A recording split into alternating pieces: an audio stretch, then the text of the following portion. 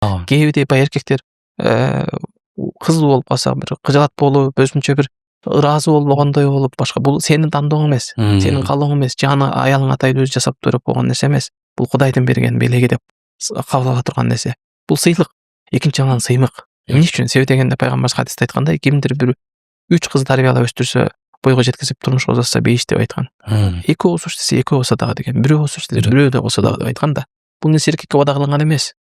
Демек, аял заты, төрөлөр заман, аял заты бул ата-энесинин бейишине айланат. Төрөлөр заман. Ал эми бойго жетип төрөгөндөн кийин болсо аял заты өзүнүн балдарынын бейишине айланат. Бул өтө чоң бир Алла тааладан берилген нерсе да. Аял затынын Аллах таала кадырын баркын ушундай көтөрүп койгон. Демек, аял затынын турмушта баягы сурооңузга байланыштуу нерсе. Төрөлгөндө ата-энесинин бейишине айланса, төрөгөндөн кийин балдарынын бейишине айланган аялдын бейиши кайда? Аял затынын бейиши кайда анда? Аял заты өзү бейиш болуп атат. Ата-энесине, балдарына бейишке айланган. Бирок аялдын бейиши кайда? Бул аялдын бейиши ошо өзүнүн азыркы сиз айткан суроодогу аял менен эркектин ортосунда маселе, анын күйөөсү анын бейиши. Ошон үчүн пайгамбарыбыз хадисте айтып атат. Кимде ким эгерде аял затына берилген жеңилдик, пайгамбарыбыз айтат, эгерде ар бир аял дейт.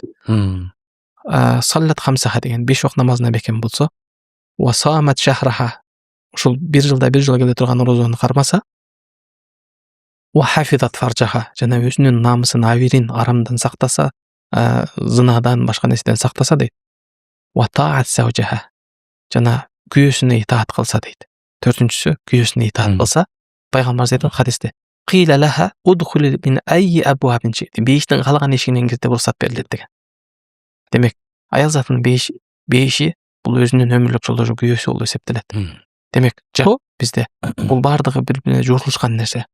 Аял эркектин бейишин талашпасын, эркек аялдын бейишин талашпасын деген маселе. Эркек бойдон калсын, аял бойдон калсын деген маселе. Бул Алланын адилеттүүлүгү бул. Эгер эркек болом деген аял, ал өзүн аманатка кыянат кылып аткан жана өзүнө өзү зулум кылып аткандыгын сезиш керек. Ошол эле учурда эркек дагы бул нерсени сезиш керек. Эң сонун жооп болду.